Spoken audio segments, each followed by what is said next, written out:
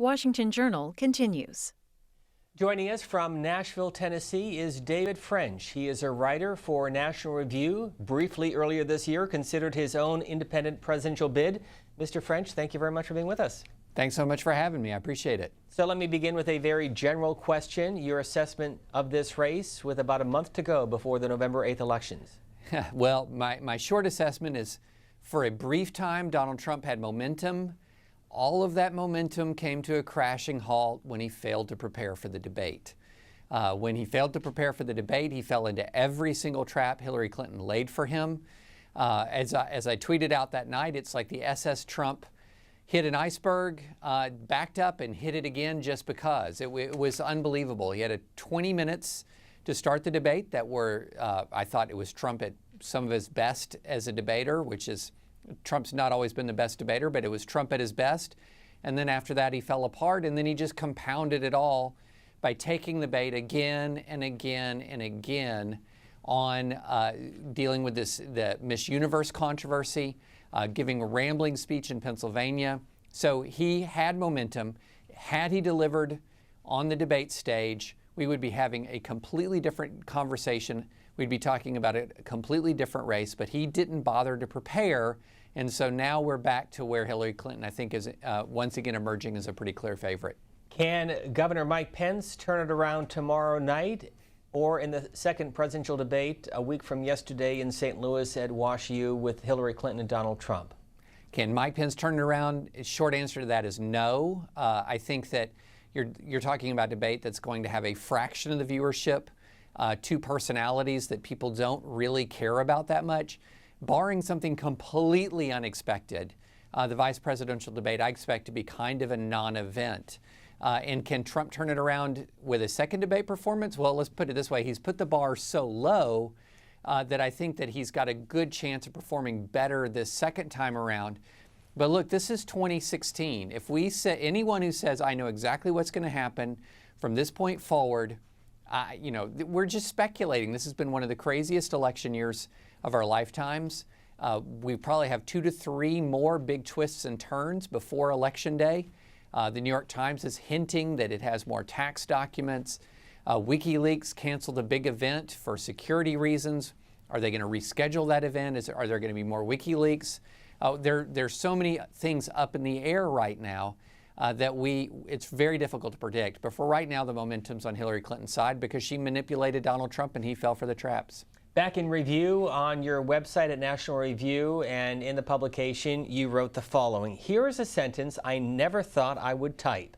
After days of prayer, reflection, and serious study of the possibilities, I am not going to run as an independent candidate for President of the United States.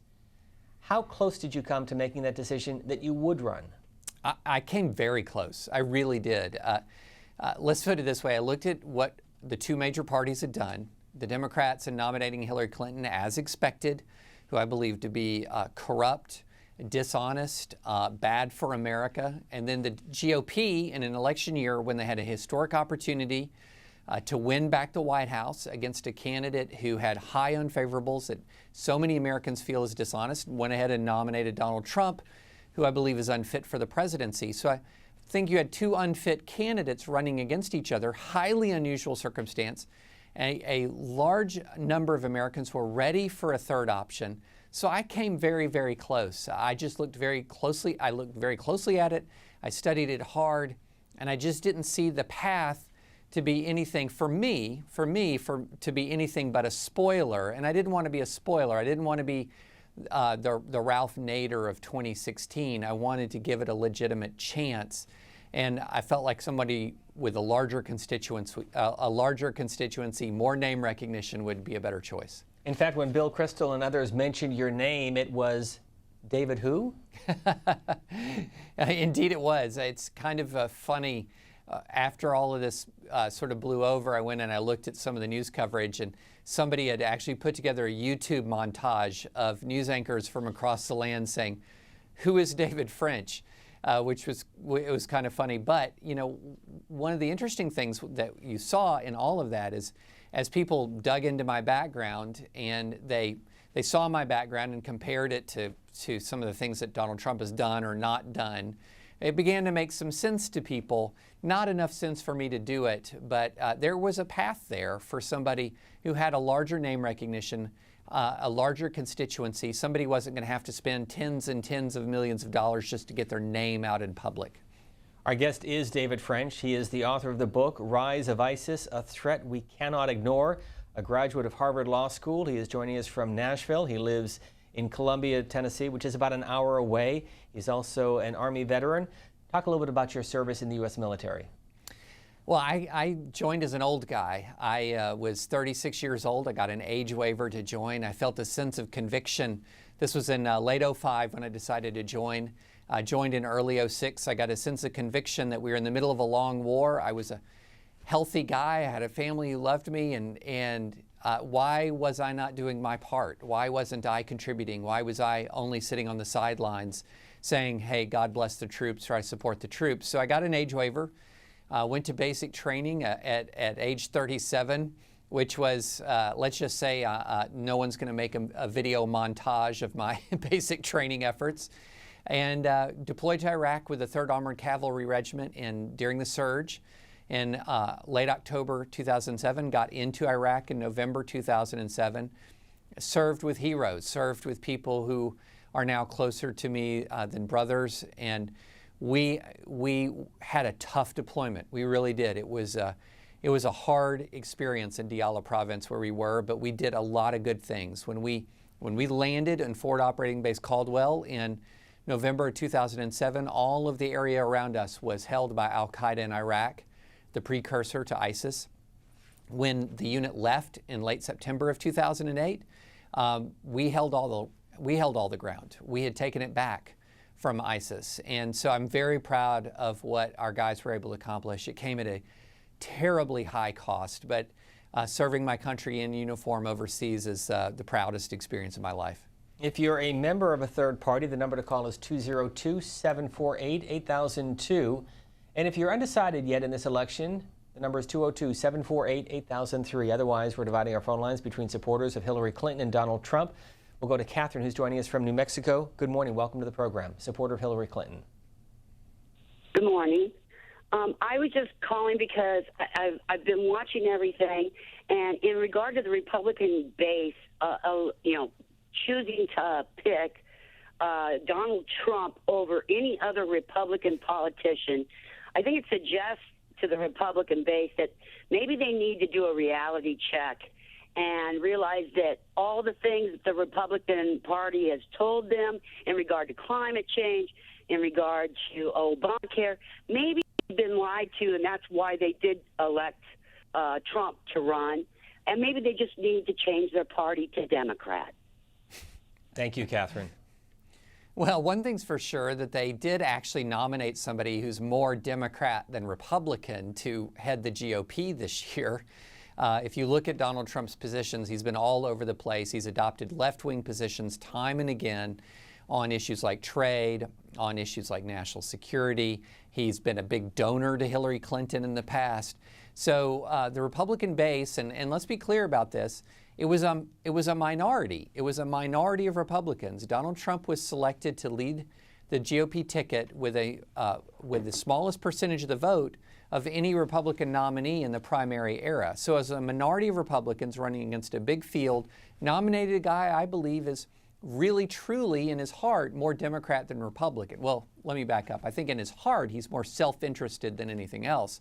But to the extent that he has actual live policy positions, they veer more towards the left than they do to the right. And I think the wake-up call for the GOP is a couple of things. Number one, they underestimated how many millions of their voters really, really, really dislike the GOP establishment and wanted to cast a protest vote.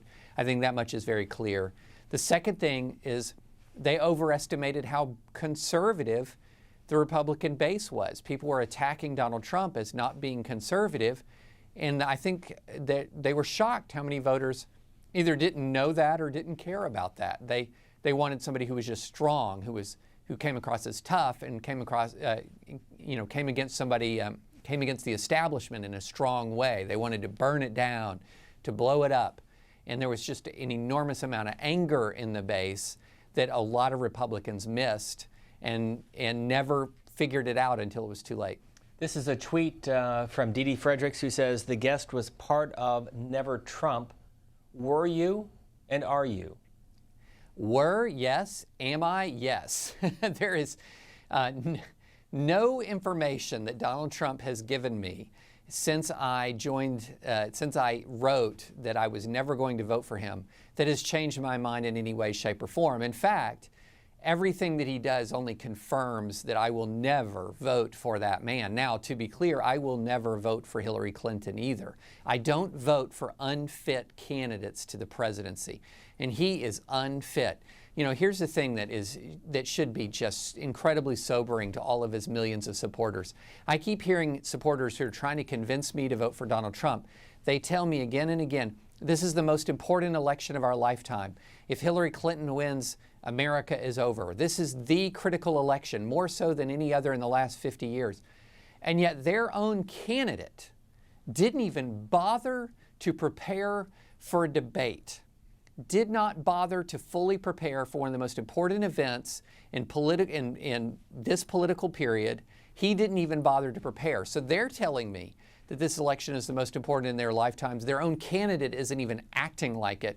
And that's just one of 10,000 things that disqualify this man for the highest office in the land to lead the most powerful nation and the greatest nation on earth. He is unfit. She is unfit. 2016 as an election is lost. Fortunately, America is resilient, and there will be more elections in the future. Who will you vote for? I haven't decided yet, to be honest. I will likely write somebody in. If I don't write somebody in, I will refrain from voting in the presidential election. It is a right of mine to refrain from supporting anyone if nobody has been put forth as a nominee that I believe is fit to lead this country. From Lakeland, Minnesota, a viewer that is undecided. Derek, good morning. Good morning, America. Good morning, C-SPAN. Now, I tell you, this is exactly what's wrong.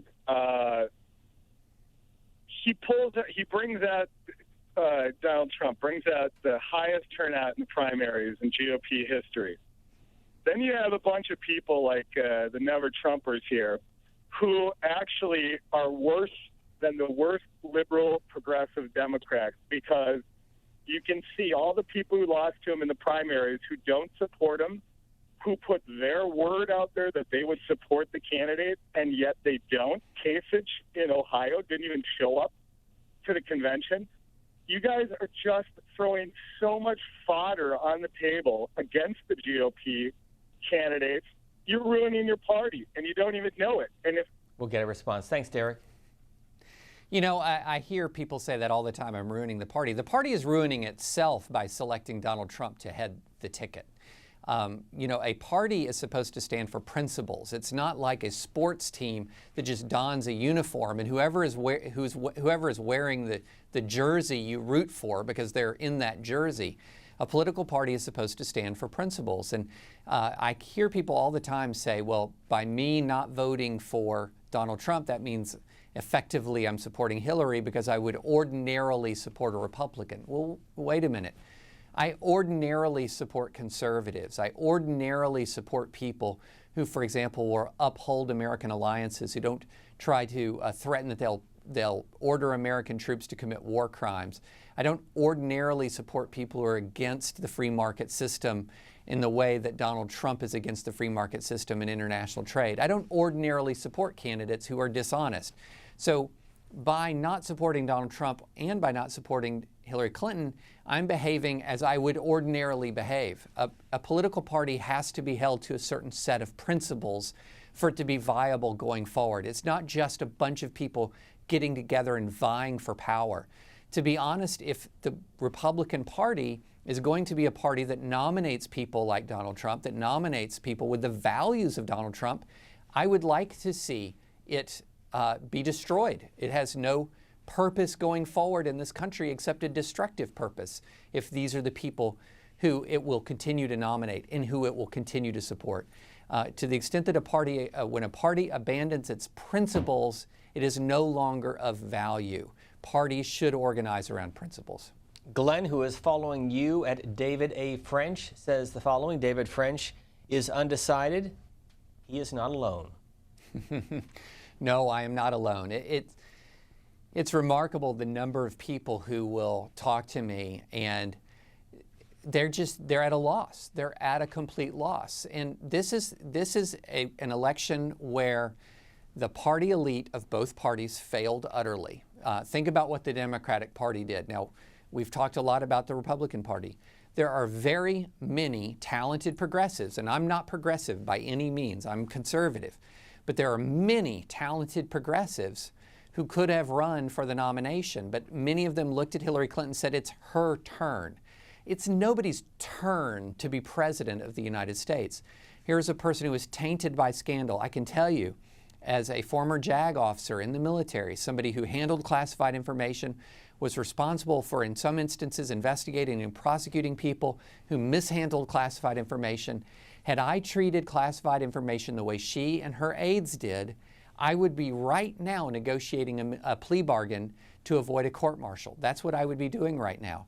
And yet the Democratic elite sort of dragged her over the finish line. The combination of superdelegates, large dollars, that pulled her past Bernie Sanders. I think there's a lot of people on the Democratic side of the aisle who are rightly resentful of that. So there are many people from both sides who will come to me and they'll say, what is happening? Why are these our two choices right now? And so I hope at the end of the day, when the wreckage clears from this election cycle, both parties will learn a valuable lesson. And that lesson is you focus around principles, not personalities or family dynasties.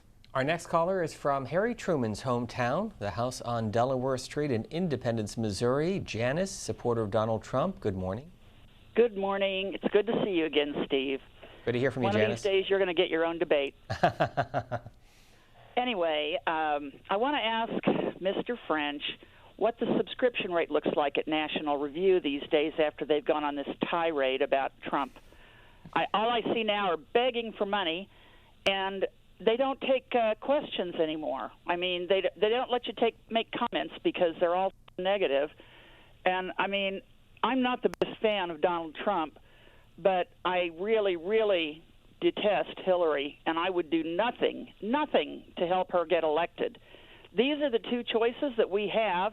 I'm not fond of them either, but this is what we've got. This is what the Republicans gave us, and you can look in the mirror to see why.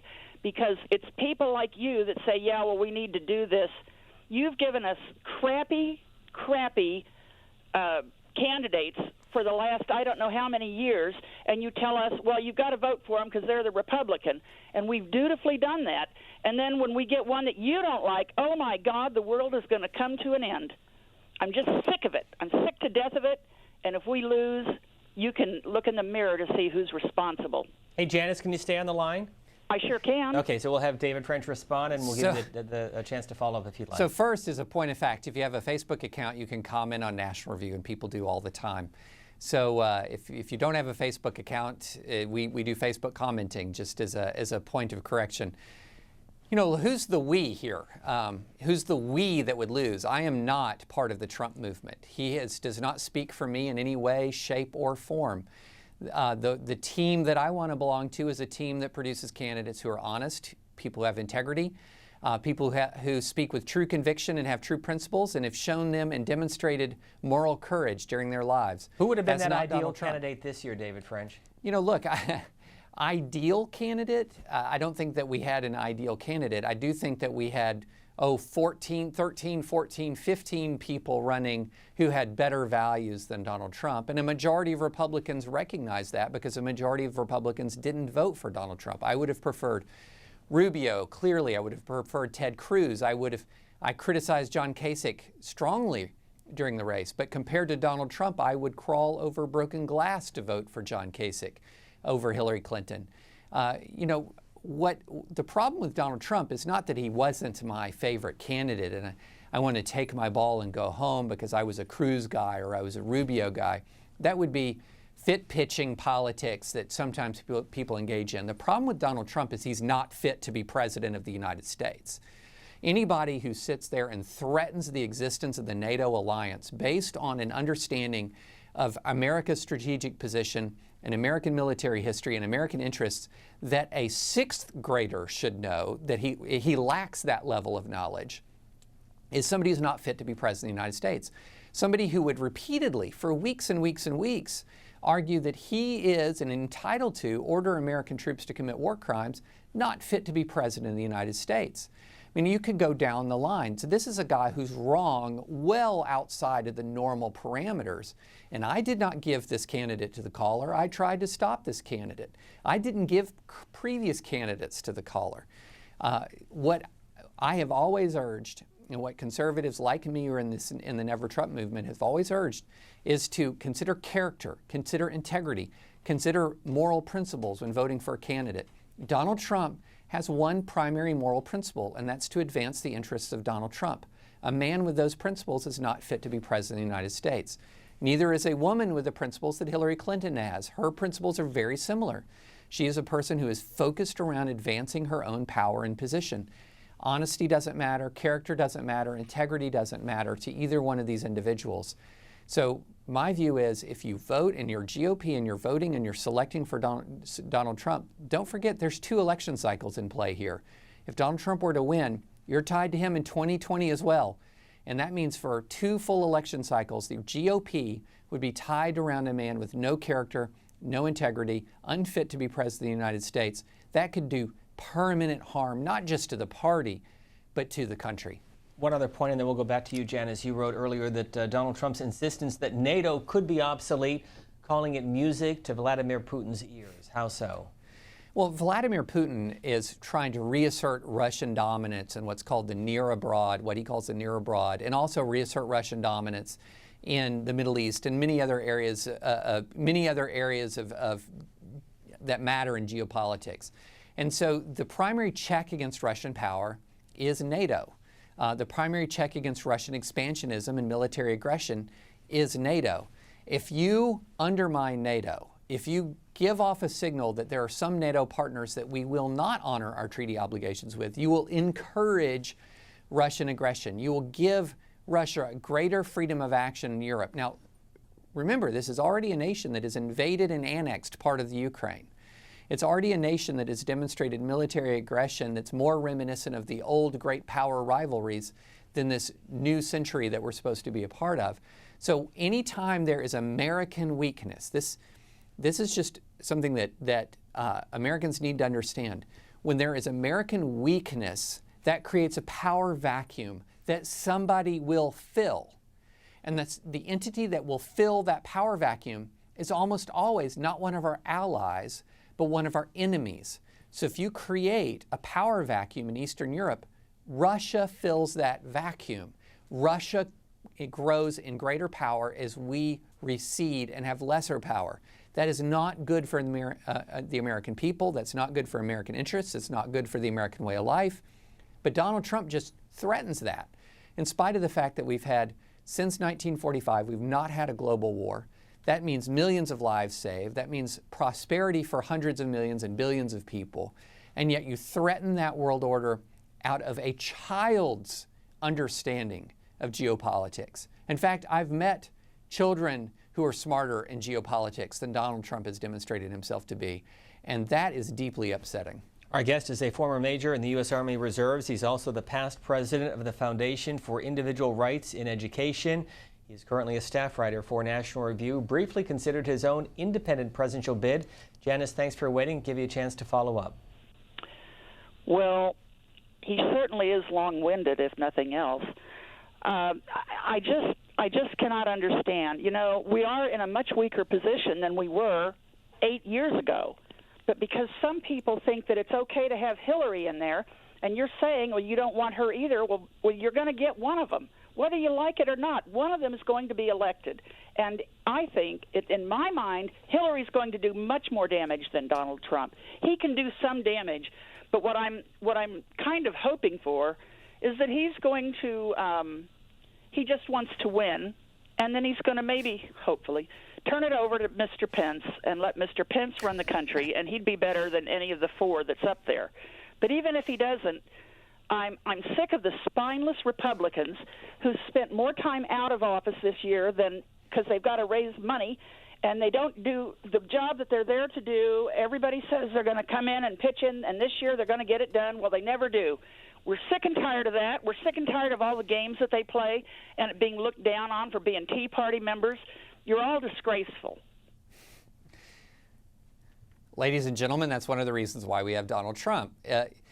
The problem we have here is that we have two candidates who are completely unfit, people who are extremely angry, as this caller is angry, and yet they look at Donald Trump, and there's, in spite of absolutely zero evidence that this guy listens to his advisors over the long term, that this guy's ego allows anyone else to shine, that this guy will allow anyone else to lead him, anyone else to really advise him strongly, they say, well, he's going to win, and then he'll cede it all to Mike Pence. That's just deluded, wishful thinking. That's what that is. It's sad to see. I mean, how many times does Donald Trump have to demonstrate that he listens to no counsel other than himself? The man was up tweeting about a Miss Universe at 3 in the morning a couple of days ago. That's ridiculous. That's absurd. That is not somebody who is in any form and under any kind of control what they do. Look, between Hillary Clinton and Donald Trump, the reason I'm undecided is I honestly don't know which one is worse. There are things where I do think Donald Trump has a chance to be better. There's a chance that he'll nominate better judges than Hillary Clinton. There's a chance he'll be better on the Second Amendment than Hillary Clinton. There's a chance that Hillary Clinton will be better than Donald Trump in foreign policy. I don't think she will destroy NATO. I don't think she will violate our security arrangements with South Korea. I don't think she'll be as destabilizing in the international sphere as Donald Trump could possibly be. For every one thing where I'd say there's a chance that Trump could do better than Hillary, there's another area where I'd say there's a chance that Hillary could do better than Trump. And that's not because Hillary's good, it's because Trump is that bad. That's not a message people want to hear. People want to hear a message that says, well, go vote for somebody and America's gonna be better. Sorry, we're past this. America, these are the candidates you chose. Don't give me this, you forced this on me, you made me do this. No, you chose these candidates. The American people chose these candidates. And they might be angry about it, but they did it. And now they have to live with it. My view is we have to maintain and we have to preserve a core of people in this country who understand that party should be about principles, not just power. And then we're going to have to rebuild from the wreckage of this election. And from the wreckage of this election, we're going to have a choice. Are we going to double down on just pure power politics, celebrity politics, and family dynasties? Or are we going to double down on principles and courage and conviction and character? And that's why I think there is a necessity for a Never Trump movement on the conservative side, those who've not bowed the knee to Donald Trump, who will stand up in 2017, regardless of who wins, and says that we need to rebuild a party around certain principles, not around personalities, not around celebrities, and not around the blind pursuit of power. And this is from Tani, who says, Donald Trump, doesn't even listen to his advisors now. Send us a tweet at C-SPAN WJ. Let's go to Valdez in Mapleton, Illinois, supporter of Donald Trump. Good morning. Yeah, good morning. I'm not as angry as Janice, but I am sitting here thinking, I've heard Mr. French talk about principles, morals, and all that kind of thing, and I'd like to ask him, in addition to the comment I'm going to make, when's the last time we had any principles at all about anything? American people are fantastic. It's the people at the top who are ruining everything, and world history shows that. You've never seen a working class ever destroy an economy or a society. It's always been the elite. But my point is this. I'm not the usual supporter of Donald Trump. I believe he's made some promises that he can't keep. And I sit here as a retired state police from California, an Army veteran. I don't have any debts, never have. I'm in perfect shape. I don't have any worries whatsoever outside of just living. And I'm going to watch people believe that we can bring jobs back. That's not going to happen. I'm hoping the American people completely explode and have enough of this 240 years of promises that have never been kept. So that's my point. I'd like to see somebody do something, but when you have people in both parties with complete corruption, now here in Illinois, we have a former Speaker of the House that nobody ever talks about, a homosexual pedophile Let's be serious. Is this the kind of people we want? Mr. French, please go ahead. You know, one of the things that I think we all have to look at ourselves in the mirror here, because in America, we vote for our leaders. And I've heard this said again and again and again. The elite failed, the elite failed, the elite failed. Well, yeah, they did. The elite did fail. They made a series of blunders that have put us in terrible positions internationally. There have been a series of blunders that have put us in a bad position economically. But you know what? Responsibility runs every direction in this country. Voters are responsible for their vote. Leaders are responsible for the way that they lead. 14 million people voted for Donald Trump. 14 million people made a mistake. 14 million adults who have the capacity to make decisions made mistakes. More people than that voted for Hillary Clinton. They made a mistake. By putting those two people as the standard bearers of their party, they made a mistake. Now, we often in this country will say, well, it's the great and good American people. They're never wrong. They're never wrong. People are people. We're all fallen. We all make mistakes. We all have responsibilities to each other. What we are seeing in the election of 2016 is a mutual failure. The elite failed and the people failed. I would disagree with this notion that the working class has never caused countries to, that there's never been a failure of the working class that has harmed a nation in its history. You know, look, we are dealing with a collapse of the family in this country that's horribly negative for the future of this country. And nobody's making people divorce. Nobody's making people commit adultery or pop too many pills or drink too much.